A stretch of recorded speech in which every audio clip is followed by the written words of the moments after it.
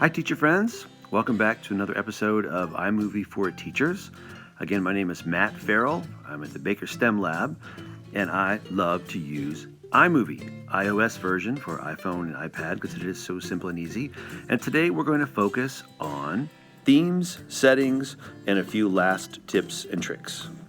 Top right corner, you see a gear. If you tap on that gear, it gives you choices of themes to go with your video. So for example, there's the modern, and this will give you a different fancy transition and a different font for the writing part.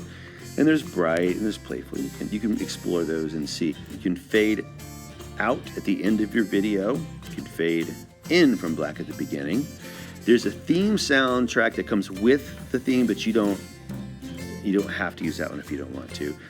There's also a cool trick with slow-mo. If you slow it down, the voice doesn't have to go lower pitch. It actually adjusts the voice. It sounds funny, but it doesn't change the pitch. All right, when it comes to the time, the length of your video, you can measure each piece to see how long it is by tapping on the clip. And at the top middle of your screen, you'll see it says 4.1. That's how long this particular clip is. If I want, I can touch one end of that clip and I can drag it, and you'll see that 4.1 is now 3.4. I can make it longer or shorter. Same for, look at that, it shows how long, 14.23 seconds is the song. And there's the length, 4.8 seconds of my audio recording. So that's a pretty handy tool.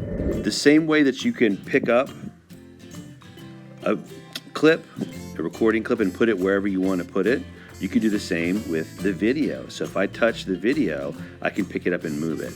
Now, sometimes it will stick to a video. So you'll see how that video and that recording, because it assumes I want those to go together, which actually does make sense. So if you're confused, now I can pick this up and I can move it separately and move it if I want to. I bet it'll stick if I do it again. Let's see. Boop.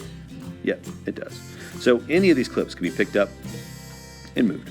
Now it's important to note that iMovie does a lot of processing, the software, and so the iPad will get hot and the battery goes pretty quickly, and that's just because it's working really, really hard for this, and that's okay. It's not going to damage anything. And the more layers you have and the more complicated things you do, it might slow down a little bit, gets a little bit glitchy, but I've made some really complicated 15-minute videos and haven't had too many problems. So I'm not done with this, but let's pretend like I am. I'm going to tap on the word done. And what do I do with it? Well, there are several things I can do. There's a send button at the bottom, and from there I can send it to lots of different places. I can send it directly to OneDrive, or I can send it to YouTube. Some places have limits on how much you can, but definitely OneDrive and YouTube.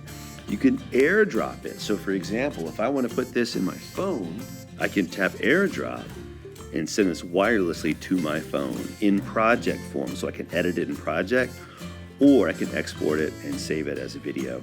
So lots of different options here. Keep in mind that an iMovie project is not a movie until you save it as a movie. Also, transferring a project could be tough if your operating system is older or different than the one that you're sending it to or receiving it from. So when in doubt, save video and then share it from your camera roll or Photos app.